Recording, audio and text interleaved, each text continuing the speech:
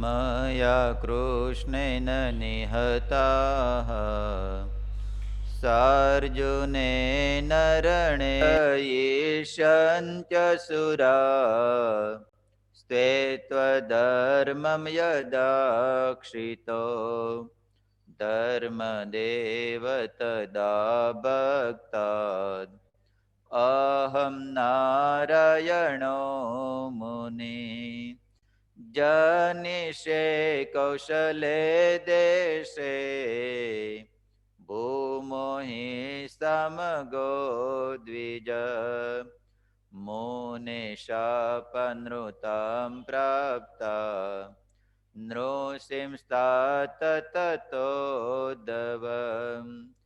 ततो वेतसुरेभ्योऽहम् सधर्मं स्थापयन्नज सधर्मं स्थापयन्नज ॐ श्री पूर्ण पुरुषोत्तमाय नमो नमः श्री गणेशाय हरिकृष्णाय श्री सहजानंद स्वामिने नमो नमः।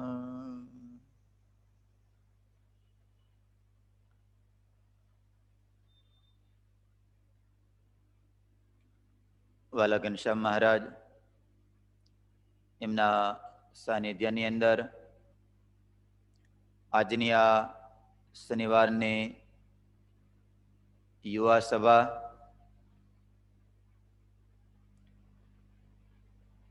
સદગુરુ સ્વામી શ્રી નિત્ય સ્વરૂપદાસજી સ્વામી એમના આશીર્વાદથી સાથે સાથે આપણા મંદિરના કોઠારી એવા હરેશ ભગત એમની પ્રેરણાથી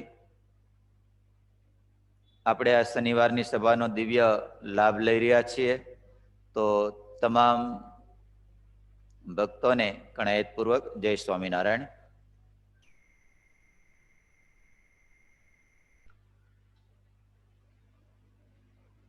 જીવાત્માને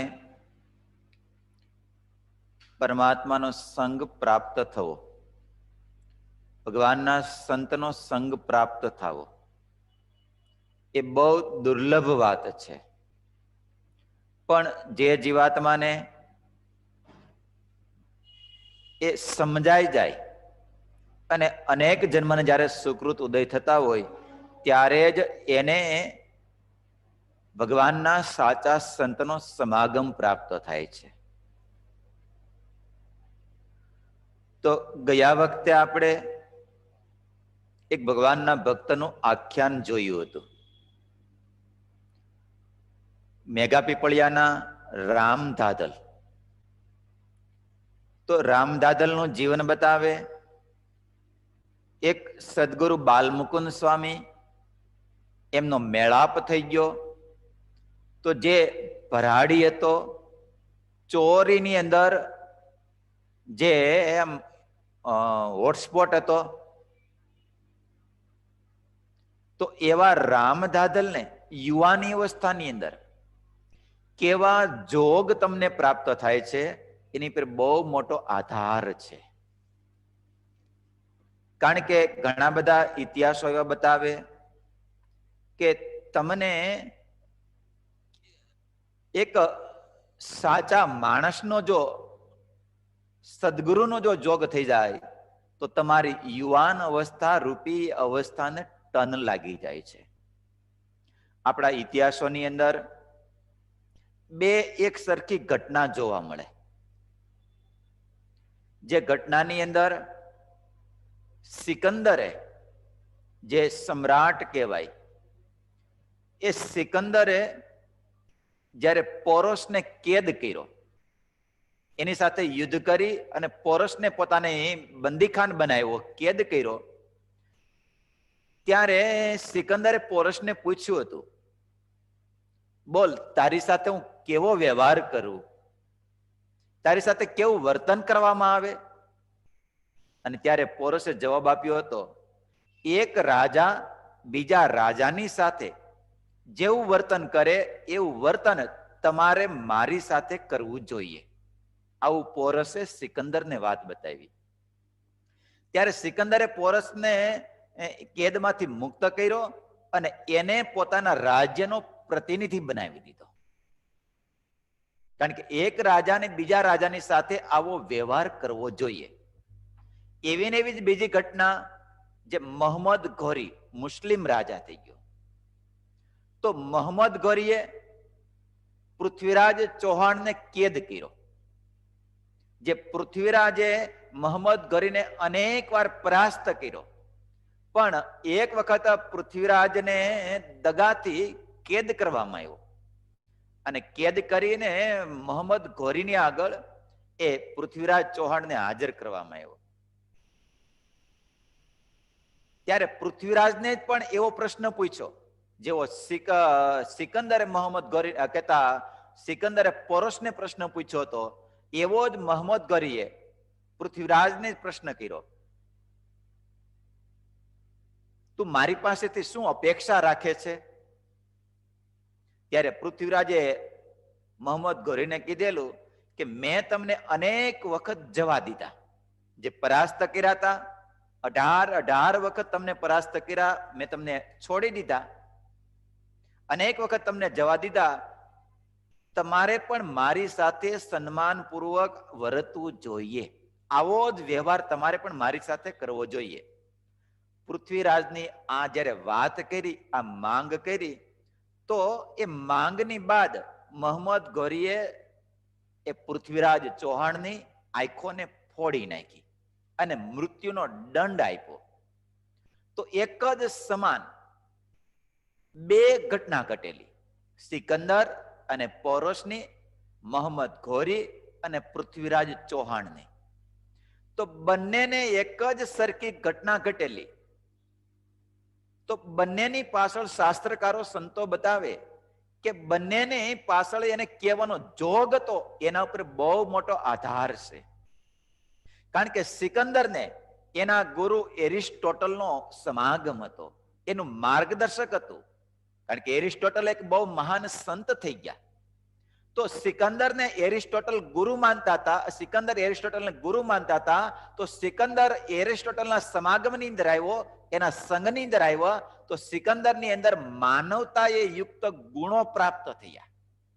મોહમ્મદ ઘોરીને આવું કોઈ માર્ગદર્શન આપનાર હતું નહીં, જેથી કરીને મોહમ્મદ ઘોરીએ પૃથ્વીરાજ ચૌહાણના એ આંખું ફોડ નાખી અને પૃથ્વીરાજ ચૌહાણને મૃત્યુનો દંડ આપ્યો. બંને ઘટના એક સરખી, પણ સિકંદરને એક સારા સત્પુરુષ, સારા સજ્જનનો જોગ હતો, તો એ માનવતા અંદર સહેજે સહેજે આવી ગઈ. એમ આપણા જીવનની અંદર પણ યુવાન અવસ્થા હોય ત્યારે જો સારા સંતનો જોગ પ્રાપ્ત થઈ જાય, તો આપણી અંદર પણ જેમ રામદાદલને એક બાલમુકુંદ સ્વામી, જે ભગવાન સ્વામિનારાયણના મહાન સંત, એનો યોગ થઈ ગયો, તો રામદાદલ પણ એક મહાન ભરાડી મટી જાય અને એક મહાન ભક્ત બની ગયા. તો આપણે પણ એવા કોઈ સંતના યોગની અંદર આવી જઈએ યુવાન અવસ્થાની અંદર, કારણ કે જોમ રહેલું છે અંદર, તો એ યુવાન અવસ્થા પણ એ આપણી પાર ઉતરી જાય છે.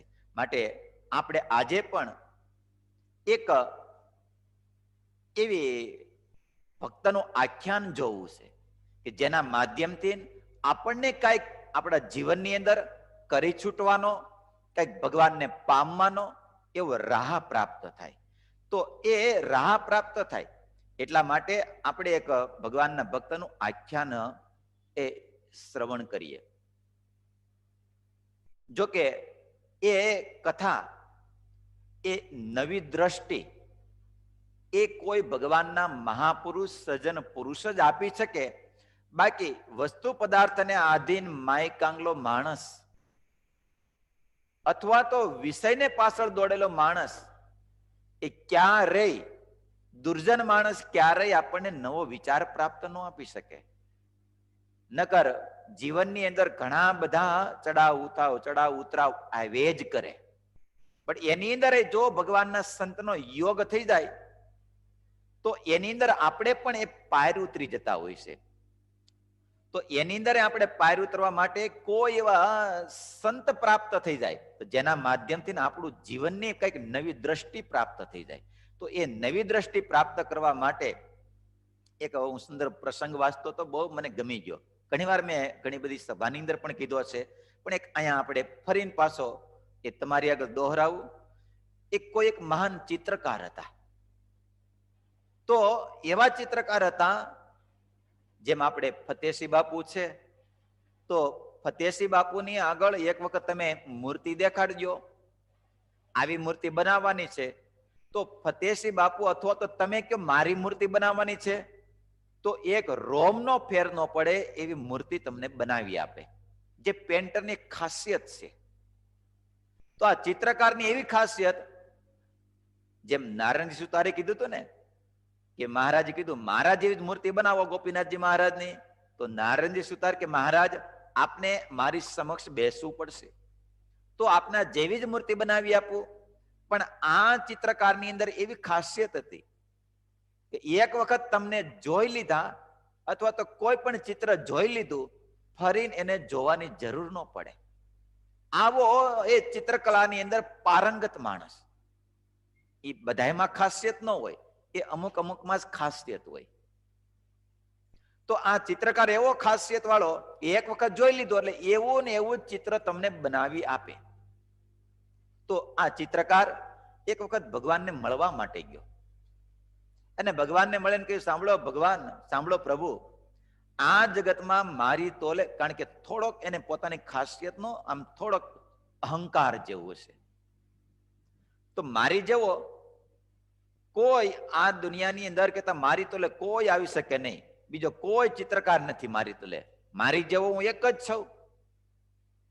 એટલે ભગવાને પૂછ્યું, ભાઈ તારામાં વળી શું વિશેષતા છે જે બીજામાં નથી? ત્યારે પેલા ગર્વ સાથે અહંકાર સાથે કહ્યું, સાંભળો પ્રભુ, ચિત્રકારની નજર સામે કોઈ વ્યક્તિ હોય તો એના જેવું જ આબેહૂબ ચિત્ર બનાવી દે, પણ મારામાં એક ખાસિયત છે કે એક વખત મેં ચિત્ર જોઈ લીધું પછી ફરીને પાછું મારે જોવું પડે નહીં. ત્યારે ભગવાને કીધું, તો બહુ અદ્ભુત કળા છે તારી પાસે, બહુ સુંદર મજાનું ચિત્ર બનાવે, પણ તું એક કામ કર ને, તો મારું જ ચિત્ર બનાવી દે, મારું ચિત્ર બનાવીને મને બતાવતું.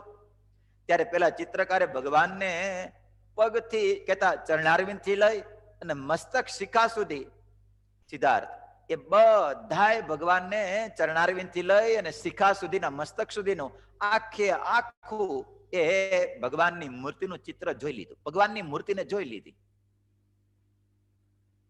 અને ચિત્રકારે કીધું, પ્રભુ હવે આપ જઈ શકો છો, આપ 5-6 કલાક પછી આવજો, તો આવું ને આવું જ તમને ચિત્ર બનાવી આપીશ. ભગવાન તો ત્યાંથી જતા રહ્યા, પણ થોડી વાર થઈ એટલે 6 કલાક થઈ એટલે ચિત્ર તૈયાર થયું. એટલે ભગવાન આવ્યા. ચિત્રકારે હરખાતા હરખાતા ભગવાનને કીધું કે જુઓ પ્રભુ, બિલકુલ આપના જેવું જ મેં ચિત્ર બનાવ્યું છે. ભગવાને ચિત્રકાર સામું જોઈ ને ભગવાન કે અરે ભાઈ, આમાં તો મારા જેવું કાંઈ નથી, તું ગાંડો થયો છે કે શું? હમણાં વાત કરતો તો તમારી જેવું ચિત્ર બનાવ્યું, તો આમાં તો મારા જેવું કાંઈ છે નહીં, આ તું ગાંડો થઈ ગયો છે કે શું?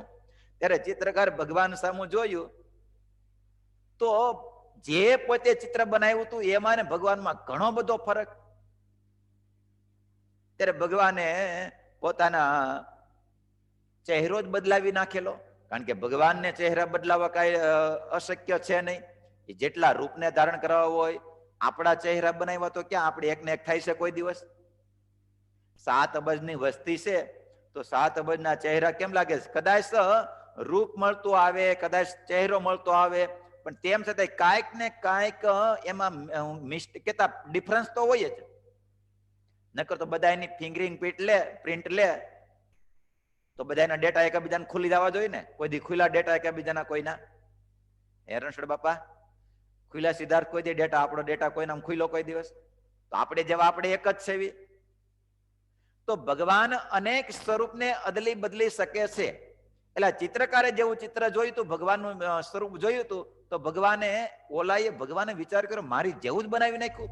પણ ભગવાને એનો અહંકાર ઓગાળવો હતો. એટલે ભગવાને પોતાનું સ્વરૂપ બદલી નાખ્યું. એટલે આવી રીતે અનેક વાર થયું. અને આ ચિત્રકાર પણ હાર માને એવો નતો. ભગવાનને કીધું લાવો ફરીને હું આવું કરી દઉં. ત્યાં આમ કરતા કરતા ઘણી વાર થયું. દરેક વખતે ભગવાન પોતાનું સ્વરૂપ બદલાઈ નાખે. અને ભગવાન કે તું તો હું કઈ ગાંડો થઈ ગયો છો.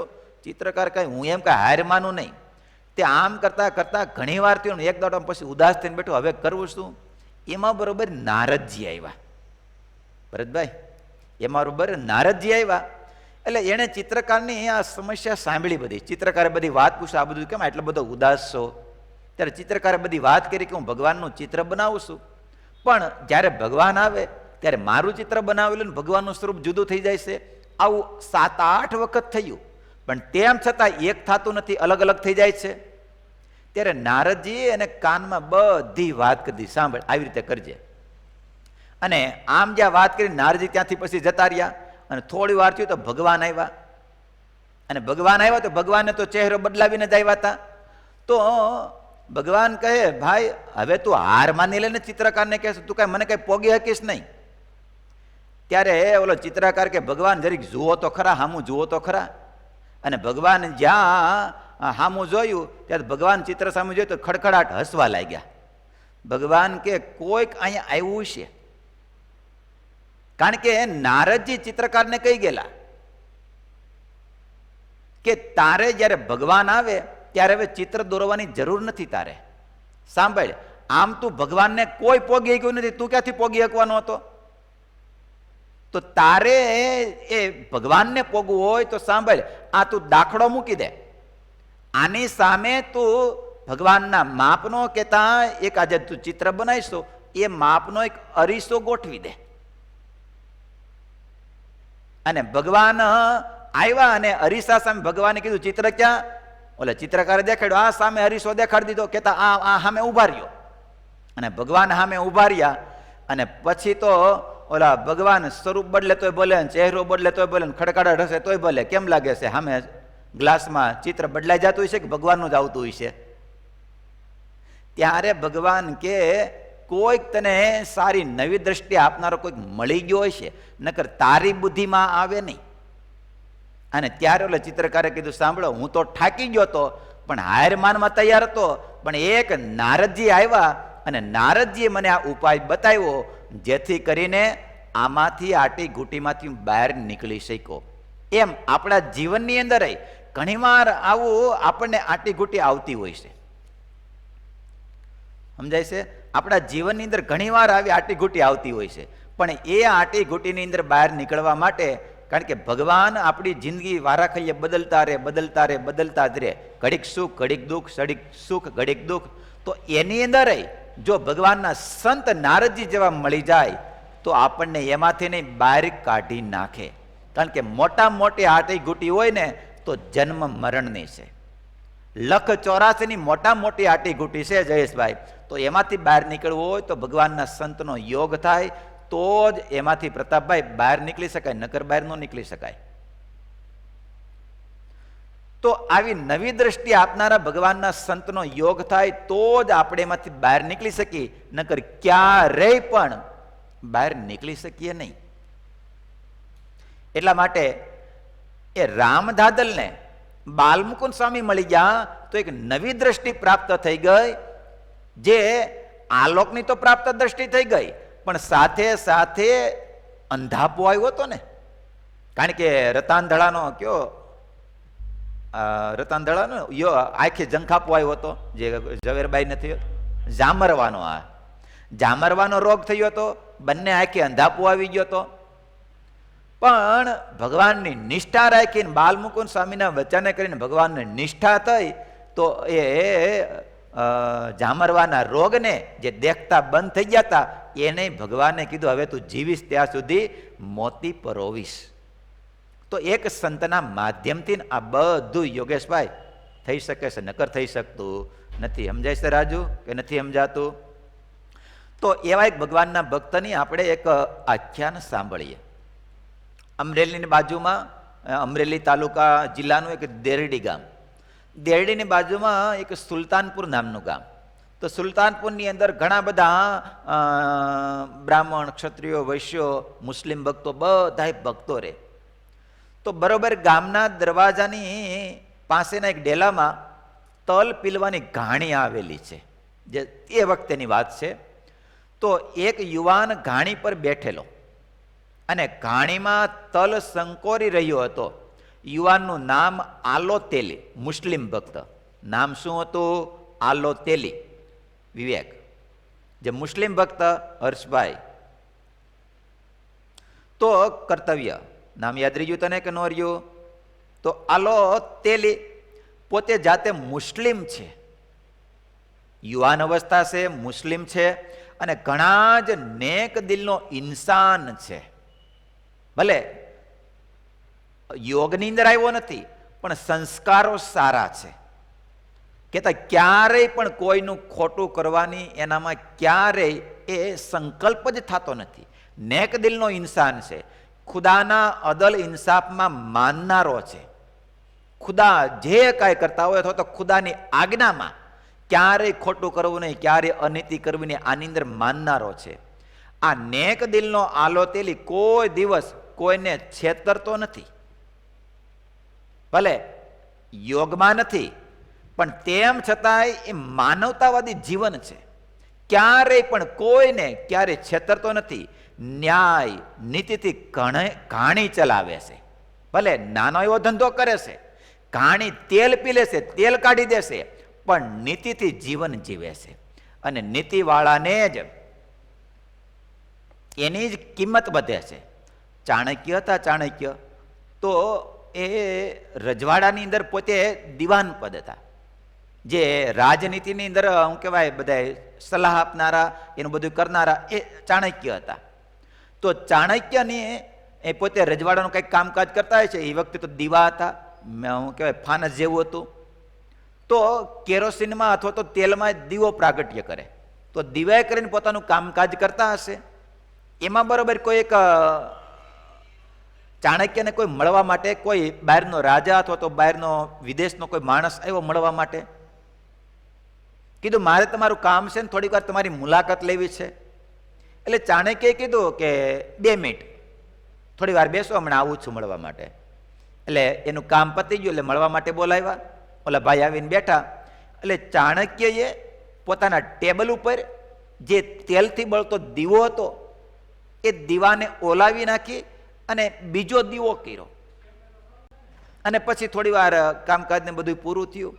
એટલે ઓલા માણસે વાત કરી કે ચાણક્યજી, આપની આ ક્રિયાનો મને ભેદ સમજાણો નહીં. આપ આવું કેમ કર્યું? ઓલો દીવો ચાલુ જ હતો, એ ઓલવી નાખ્યો અને આ દીવાને પ્રાગટ્યને કર્યો. ત્યારે ચાણક્યજી કીધું, સાંભળો, એ દીવો રાજનો હતો, હું રાજનું કામકાજ કરતો હતો. તો રાજનું કામકાજ કરતો હતો એટલે રાટલા માટે રાજના દીવે હું બધું કામકાજ કરતો હતો. આ તમે મને પર્સનલ મળવા માટે આવ્યા, તો મારે રાજનો દીવો વપરાય નહીં. આ મારા ઘરનો દીવો હું ચાલુ કરું છું, જેથી કરીને રાજનું તેલ બળે નહીં. વિચાર કરો. ચાણક્ય ત્યારે આપણે અત્યારે ચાણક્ય નીતિ કરી છીએ ને. જે પોતે નીતિમાં વર્તતા હોય તો જ કરી શકે. આપણે તો ક્યારેક સરકારી નોકરી હોય, ક્યારેક ઓલું હાલો નહીં તો એનું બારોબાર પતી જાય છે ને.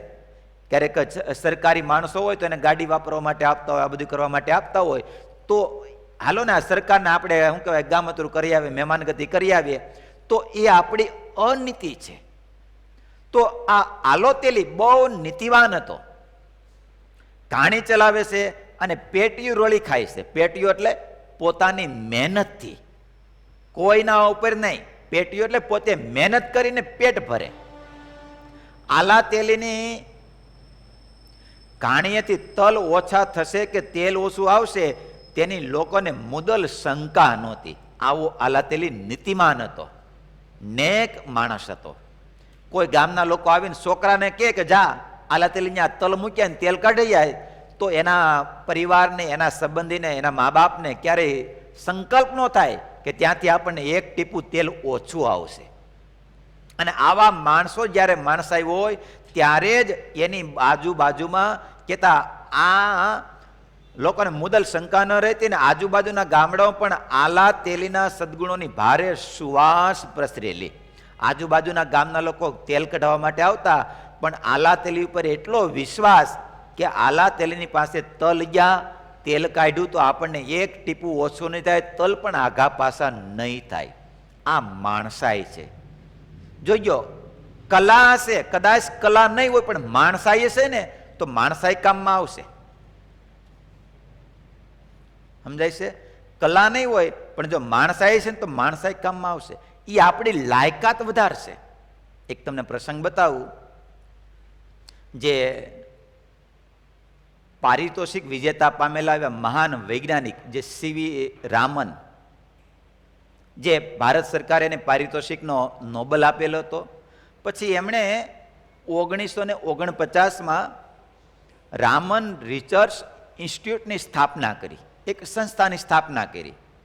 તો આ સંસ્થાની અંદર એને એક સાયન્ટિફિક આસિસ્ટન્ટની ભરતી કરવાની હતી. તો એના માટે ઘણા બધા ઇન્ટરવ્યૂ લેતા હતા, પોતે જાતે લેતા હતા ઇન્ટરવ્યૂ. તો ઇન્ટરવ્યૂ ગોઠવાયું, પોતે જાતે ઇન્ટરવ્યૂ લેતા હતા. તો એમાં એક યુવાન, ઇન્ટરવ્યૂ બધાનું પૂરું થયું, એ રામન ઓફિસમાંથી પોતે બહાર જતા હતા. તો એ વખતે એક યુવાન ઓફિસની બહાર બેઠેલો હતો.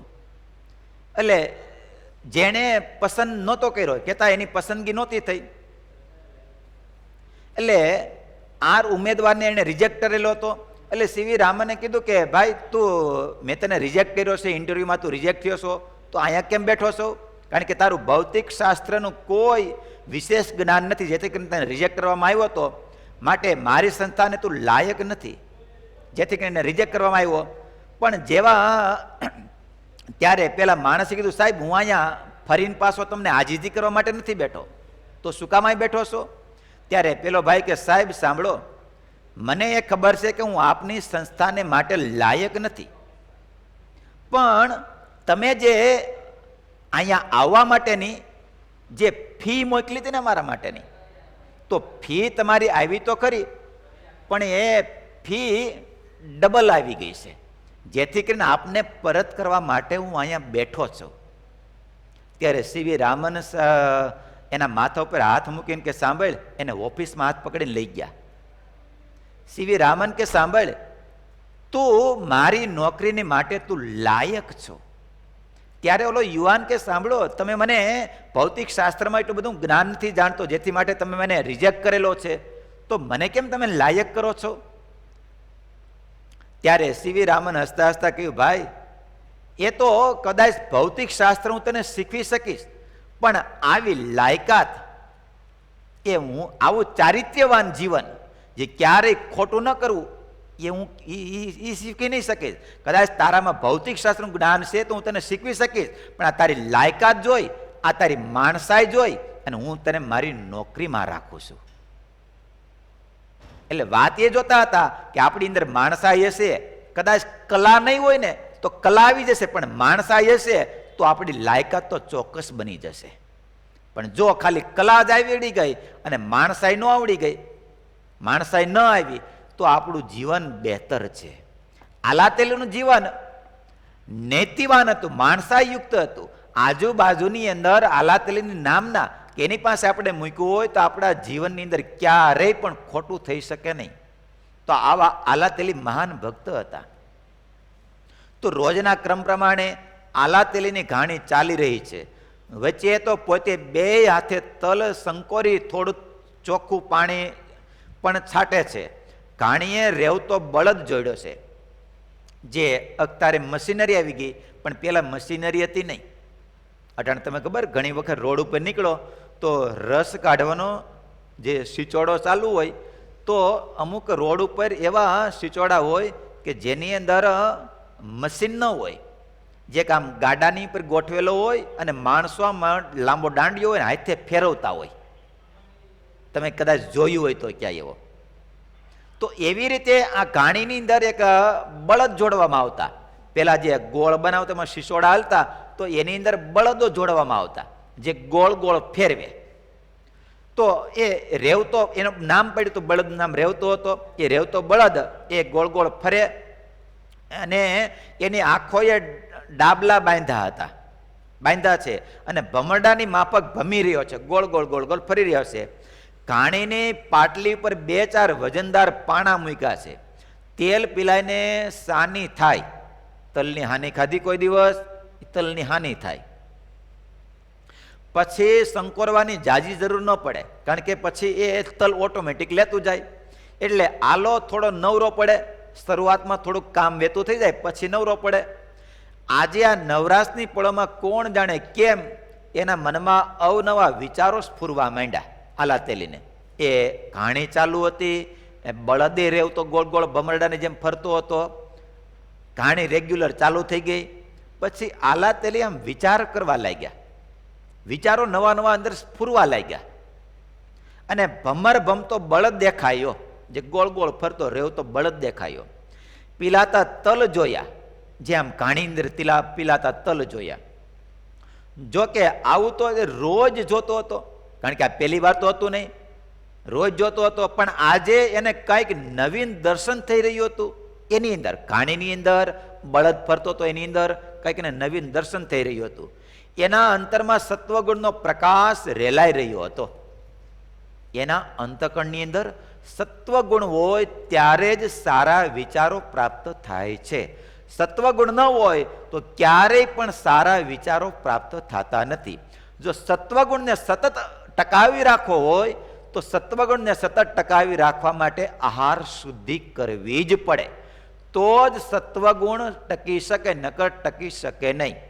તો કારણ કે તામસી આહાર કરવાથી ક્યારેય પણ સાત્વિક વિચારો પ્રાપ્ત થતા નથી. સાત્વિક વિચારો કેવા? તો બસ જો આલા તેલીને સાત્વિક વિચારો પ્રાપ્ત થાય છે, એવા વિચારો ક્યારેય પણ પ્રાપ્ત થાય નહીં.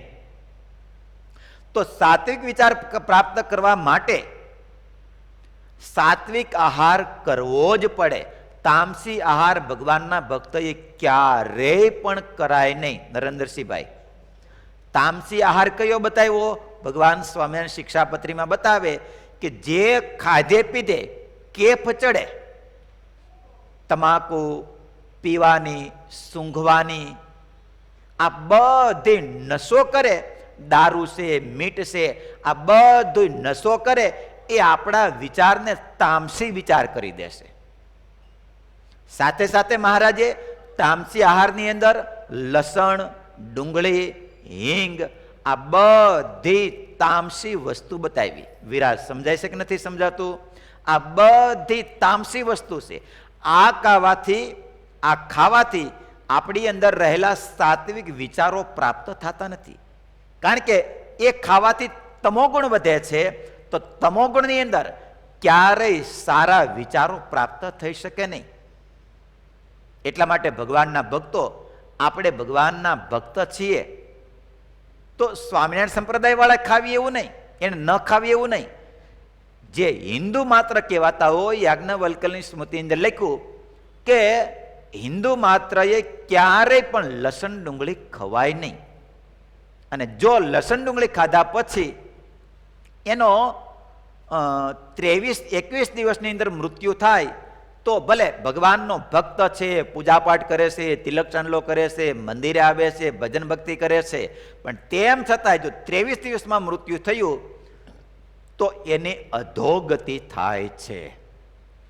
એટલા માટે ભગવાનના ભક્તો ક્યારેય પણ આપણે લસણ ડુંગળી ખવાય જ નહીં. વિચાર તો કરો, લસણ ડુંગળી ન ખાવા માટે આપણા પૂર્વજોએ ગામનો ત્યાગ કર્યો. વિચાર તો કરો, જેતપુરના જીવા જોશી, બધાએ રાજાને કાન બંબેણી કરી, આ જીવા જોશી એ લસણ બહુ એકાંતિક ભક્ત થઈ ગયા છે ને આ કાંઈ ખાતા નથી.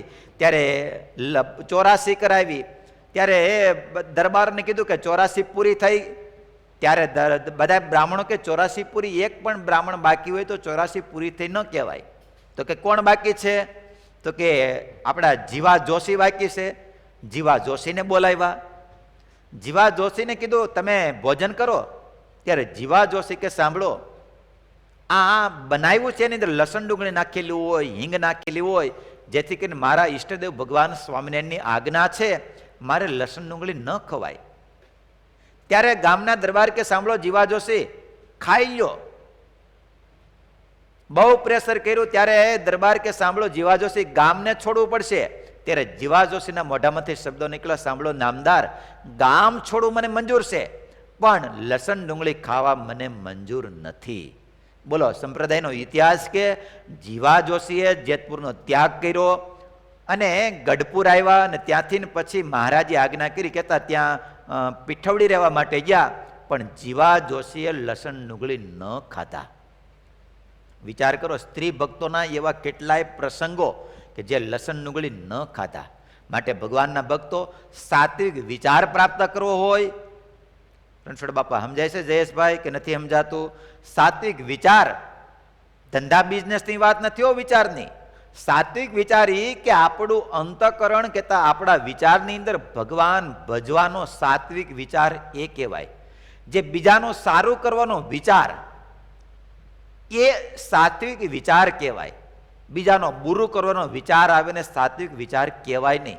તો આવા સાત્વિક વિચાર પ્રાપ્ત કરવા માટે ભગવાનના ભક્તોએ આ પેલા અંતઃકરણ શુદ્ધ કરવું પડે. ઇન્દ્રિયો અંતઃકરણનો આહાર શુદ્ધ કરવો પડે. એ તામસી આહાર કરે તો ક્યારેય પણ એને સારા વિચારો પ્રાપ્ત થતા નથી. માટે ભગવાનના ભક્તો, જો કે આમાંથી લગભગ કોઈ લસણ ડુંગળી નહીં ખાતા હોય, પણ કદાચ ખાતા હોય તો સંકલ્પ કરજો કે આજથી અમે લસણ ડુંગળી ક્યારેય પણ નહીં ખાઈએ.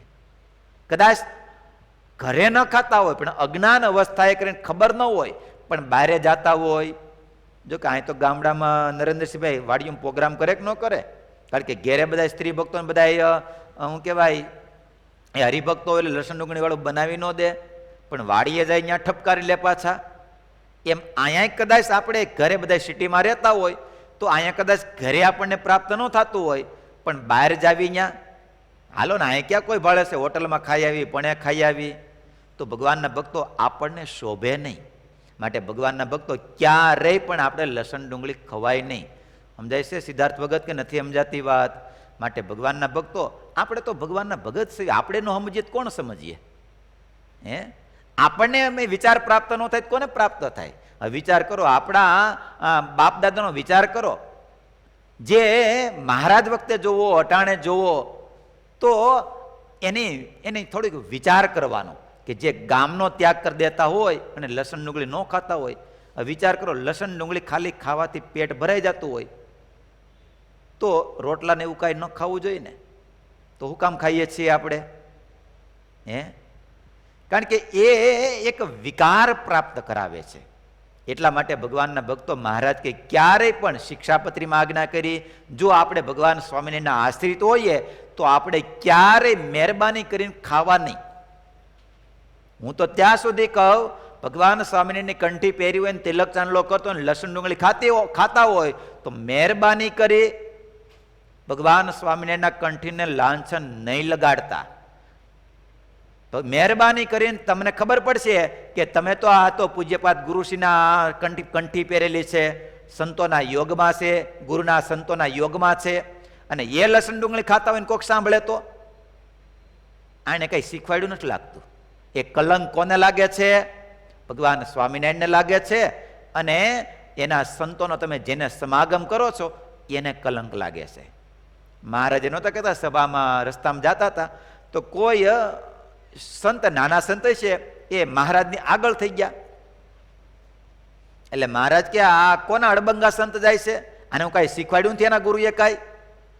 તો નામ કોનું આવ્યું સીધું? એના ગુરુનું નામ આવે છે. એમ આપણે બહાર જઈને કંઈક કરી આવી તો આપણી ઉપર ભગવાન સ્વામિનારાયણનો સિમ્બોલ લાગેલો છે, ગળામાં ભગવાન સ્વામિનારાયણની કંઠી પહેરેલી છે.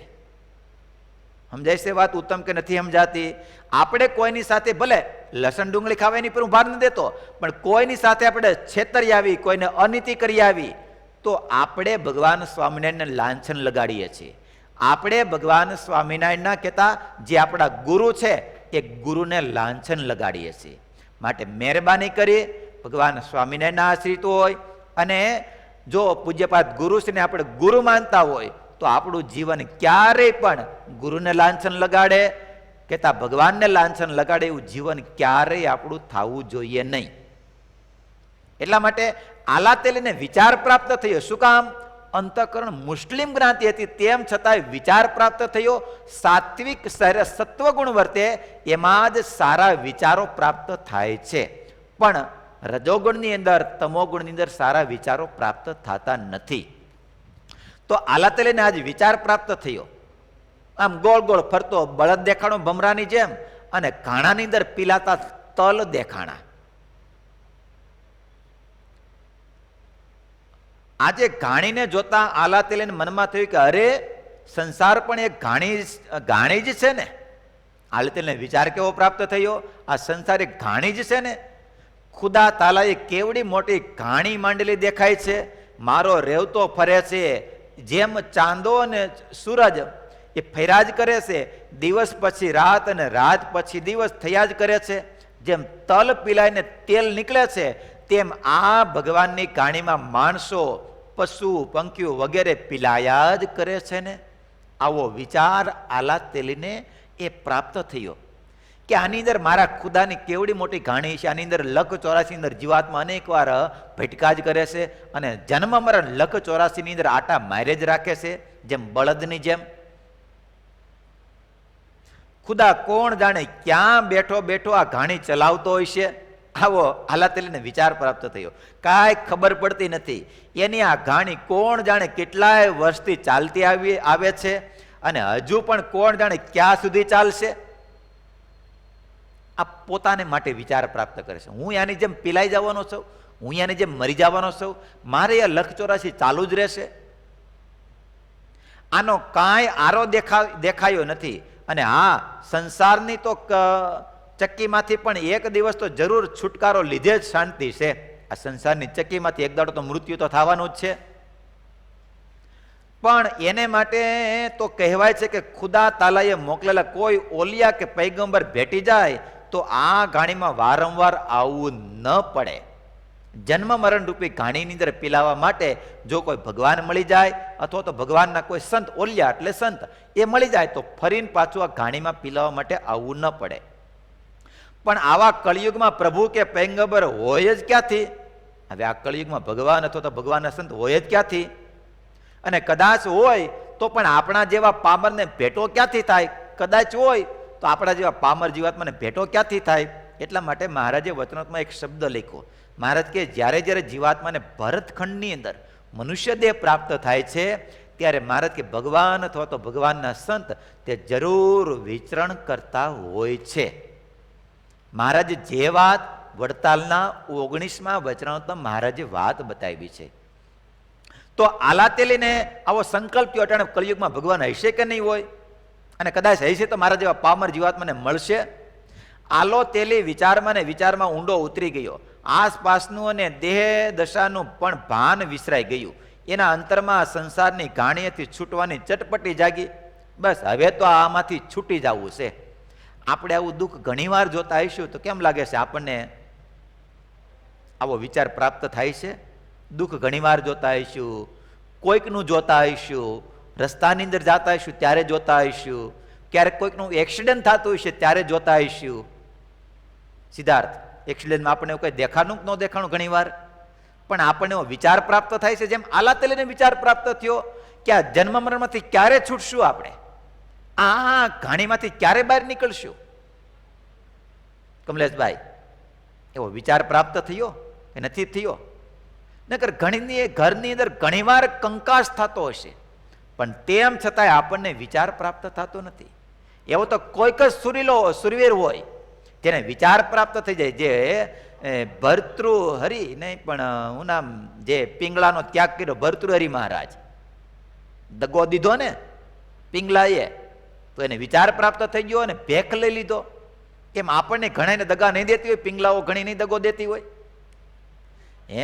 ઘણાને પિંગલાઓ નહીં દગો દેતી હોય, પણ તેમ છતાંય અનિલભાઈ, ઘણી પિંગલાઓ નહીં દગો દેતી હોય, પણ તેમ છતાંય આપણને વિચાર પ્રાપ્ત થતો નથી. હાલો ને આ મૂકો ને બધી પંપાળ ભગવાન ભજી લઈએ પુરાણી, કેટલા નહીં પિંગલાઓ દગો દેતી હોય, પણ આપણને વિચાર પ્રાપ્ત થતો નથી. ઉમંગ ભગત, સમજાય છે કે નથી સમજાતી વાત? તો ઘણાને આવા બધા, પણ આપણને વિચાર પ્રાપ્ત થતો નથી. તો અહીંયા આલાતલીને વિચાર પ્રાપ્ત થયો, આ ઘાણીમાંથી નીકળશું ક્યારે બારે? આલો તેલી વિચારમાં ને વિચારમાં ઊંડો ઉતરી ગયો, આસપાસનું ને દેહ દશાનું પણ ભાન વિસરાઈ ગયું. આ વિચારમાં ને વિચારમાં હવે આ જન્મ મરણમાંથી ક્યારે છૂટશું? આમાં વિચારમાં બહાર નીકળ્યા, હું કહેવાય અંદર ઉતરતા જ ગયા, પોતાનું દેહનું ભાન પણ ભૂલી ગયા. અને એના અંતરમાં આ સંસારની ઘાણીએથી છૂટવાની ચટપટી જાગી. બસ હવે આમાંથી નીકળી જવું છે. આપણને ચટપટી જાગે છે કે નથી જાગતી?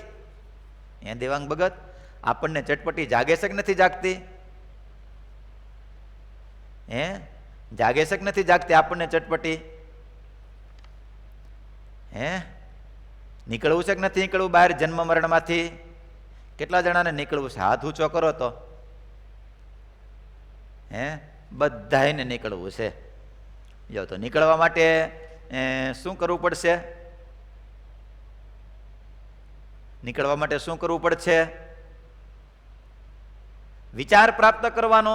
આ દુઃખ ક્યારેક જોઈએ, આ જોઈએ એટલે મહારાજ કે ચટકી લાગે છે. એક વચનામૃતમાં કાર્યાણીના 7માં બતાવ્યું, મહારાજ કે ચટકી લાગે. ચટકી કેના દ્વારા લાગે? તો સત્પુરુષ અને સત્શાસ્ત્રના માધ્યમથી એ ચટકી લાગે છે. તો ચટકીના માધ્યમથી ભગવાન ભજવાનો રાહ પ્રાપ્ત થાય છે. તો ચટપટી લાગવી જોઈએ. ચટપટી એટલે એક પ્રકારનો વેગ, અથવા તો એની અંદર આપણને દુઃખ દેખાવું જોઈએ કે આ સંસાર તો અનેક જન્મથી આપણે કૂટ્યો છે, કે પહેલી વાર જ આપણે કરીએ છીએ. હે, પહેલી વાર કરતા હોય હાથ ઊંચો કરો તો. આપણે તો પહેલી વાર નથી. પહેલી વારમાં કેટલા જણા છે? કોઈ નહીં. અબજો વખત આપણે જે વાત મહારાજે વચનામૃતમાં પ્રથમના 21માં મહારાજ વાત બતાવે કે આ જીવાત્મા અનેક યોનિને પામતા, અનેક વાર કૂતરો, મીંદડો, બિલાડો અનેક યોની અંદર પામ્યો છે. અને જગતની અંદર જેટલી સ્ત્રી માત્ર છે એ તમામને પોતાની પત્ની બનાવી છે. અને સ્ત્રીના દેહ ધારણ કરી અને જગતની અંદર જેટલા પુરુષ માત્ર છે એ તમામને પુરુષ પતિ બનાવ્યા છે.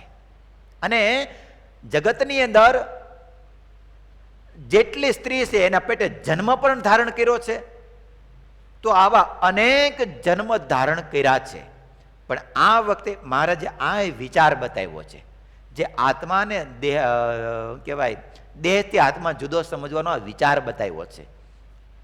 તો આ જ્યારે વિચાર પ્રાપ્ત થાય ત્યારે જ ભગવાનના ભક્તને ભગવાન તરફની ગતિ આગળ વધે છે, નકર પ્રાપ્ત થતી નથી. પણ ચટપટી લાગવી જોઈએ, વેગ લાગવો જોઈએ. મારે આ છેલ્લો જન્મ કરી લેવો છે, કે અનેક જન્મ લેવા છે. હવે નકર આપણે કેટલા જન્મ લઈ લીધા સમજાય છે.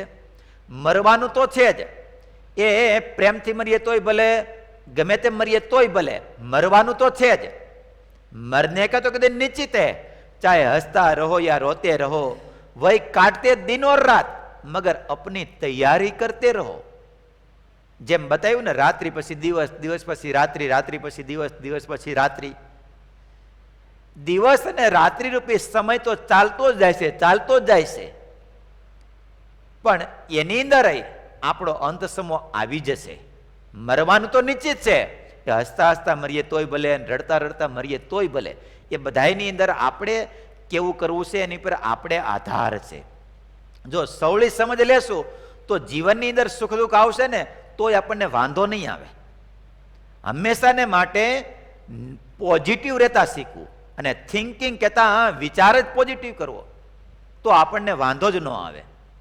એક મોટા ટેનિસના જે રમતના એક મોટા જે ખેલાડી થઈ ગયા, જે આર્થર એશ નામ હતું એમનું. તો ટેનિસ જગતના બહુ મોટું એનું નામ, જેમ ક્રિકેટની અંદર સચિન તેંડુલકરનું નામ, એમ આનું આર્થર એશ, જે વિશ્વની અંદર વિજેતા પ્રાપ્ત થઈ હતા. 1983માં આર્થર એશને એઇડ્સ કહેતા એનાનો રોગ થયો. પણ જો કે એને એક ઓપરેશન કરવામાં આવ્યું, બ્લડ બીજાનું ચડાવવામાં આવ્યું, જેથી કરીને એઇડ્સનો રોગ થયેલો અને મરણ પથારીએ પડેલો. એટલે એમાં ચાહકો બધાય એને બધી આપતા હતા, પ્રાર્થના ભગવાનને કરતા હતા. અને શુભેચ્છાઓ પત્રો બધા પાઠવતા હતા. એમાં એક ચાહકે પત્ર લખ્યો આર્થર એસને. એમાં લખ્યું કે તમારે ભગવાનને કંઈક પ્રશ્ન કરવો જોઈએ કે આ દુનિયામાં કરોડો માણસો છે, વસે છે, પણ આવા મહાભયંકર રોગ માટે તમે મને જ કેમ પસંદ કર્યો? બીજા ઘણા હતા બધા માણસો, એમાં મને જ કેમ પસંદ કર્યો? ત્યારે આર્થરેસે તેના એ ચાહકને બહુ સરસ એને જવાબ લખીને મોકલો અને લખ્યું, સાંભળ ભાઈ, તમારી શુભેચ્છા બદલ ખૂબ ખૂબ આભાર, થેન્ક યુ, પણ તમારા પ્રશ્નનો જવાબ માટે એટલું જ મારે કહેવું છે કે સાંભળો, આ દુનિયાની અંદર લગભગ 5 કરોડ કહેતા યુવાનો, બાળકો એ ટેનિસ રમવાની શરૂઆત કરે છે. એ વખતે તો એ શરૂઆત કરે છે, તેમાંથી લગભગ 50 લાખ જેટલા બાળકો એ ટેનિસ રમી શકે છે. શરૂઆત તો કરે છે, પણ રમી એમાંથી એ 50 લાખ જેટલા બાળકો રમી શકે છે. અને એમાંથી નહીં 5 લાખ જેટલા તો સારું રમી શકે છે. અને એમાંથી નહીં 5000 જેટલા એ રાષ્ટ્રીય કહેતા પ્રોફેશનલ રમી શકે છે, એ રાષ્ટ્રીય રમી શકે છે.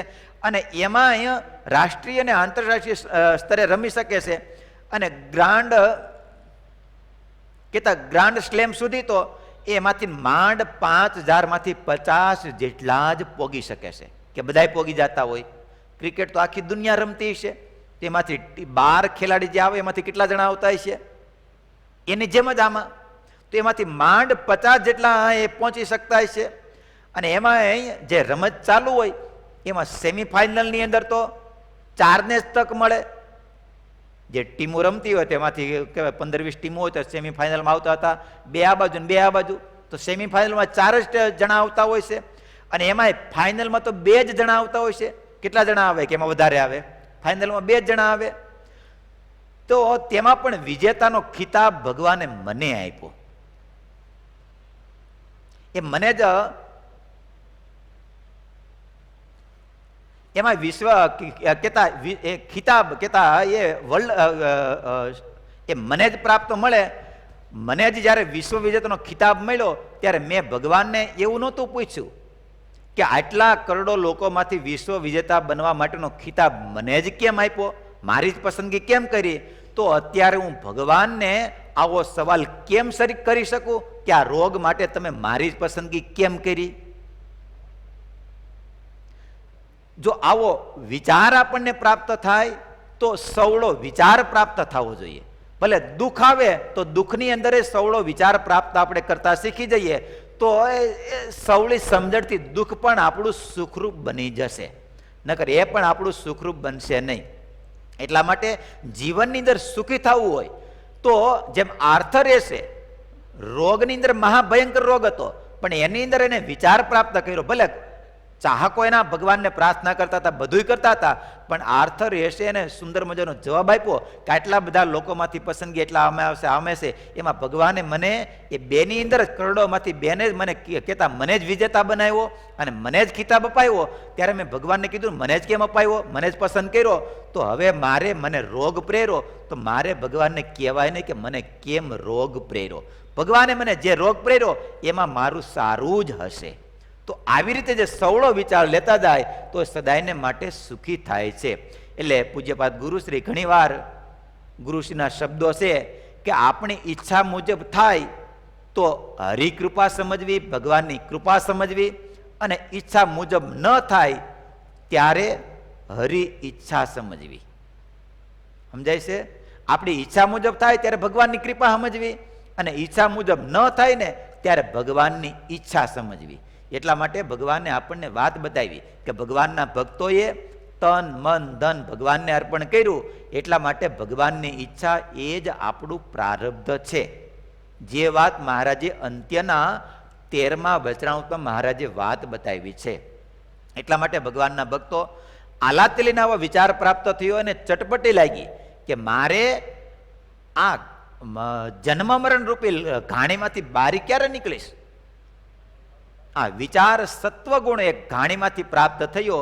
પણ આપણે આવું બધું ઘણીવાર બધું જોઈએ છીએ, પણ આપણને કેમ લાગે છે વિચાર પ્રાપ્ત થાય છે ઉત્તમ કે નથી થતો? ઘણીવાર હોસ્પિટલમાં જાવી, ગમે ત્યાં જાવી તો ઘણીવાર આપણે દુઃખ જોઈએ છીએ, પણ આપણને એમાંથી વિચાર પ્રાપ્ત થતો નથી. તો એ વિચાર પ્રાપ્ત કરવા માટે આવા ભક્તોના આખ્યાન સાંભળશું, તો એને વિચાર પ્રાપ્ત થયો તો એનો અનુભવ આપણે પણ લઈ શકશું અને આપણી જિંદગીને આપણે એ પૂર્ણ કરી શકશું. તો આલાતલીનું બહુ મહાન ભગવાનના ભક્ત થયા અને આ વિચારમાંથી એને કેવી રીતે ભગવાન સ્વામીનો મેળાપ થયો એ હજી આખ્યાન બહુ લાંબુ છે. તો આલાતલીનું આખ્યાન આપણે આવતી શનિવારની સભામાં પૂર્ણ કરશું, કારણ કે અત્યારે ટાઈમ થઈ ગયો, હમણાં ઘર સભાનો ટાઈમ થશે. તો ભગવાનના ભક્તો એ આલાતલીનું વિશેષ આપણે એ વાત આવતા શનિવારે શ્રવણ કરશું. તો ભગવાનના ભક્તો દર શનિવારે આપણે બધા સભા પ્રાપ્ત કહેતા લાભ લઈએ છીએ, પણ ચાતુર્માસ ચાલુ છે, એમાં શ્રાવણ મહિનો ચાલુ થઈ ગયો છે. તો એની અંદર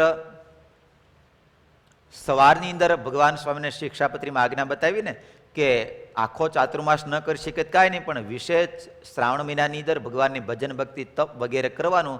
જો કે તપ તો કોરોના હિસાબે કરવા નથી, પણ તેમ છતાંય થોડું ઘણું તો તપ કરવું પાછું, હવે છોડી દેવું નહીં. પણ વિશેષ ભગવાનની ભક્તિનો રાજુ સવારમાં બધાય સવારે 7:15 થી 8 વાગ્યા સુધી કથા હોય ઈરજીભાઈ, તો સવારે અવશ્ય લાભ લેવો એ વિશેષ બધા નિયમ છે. તો ભગવાનના ભક્તો વિશેષ કથા વાર્તાનો બધા લાભ લેજો.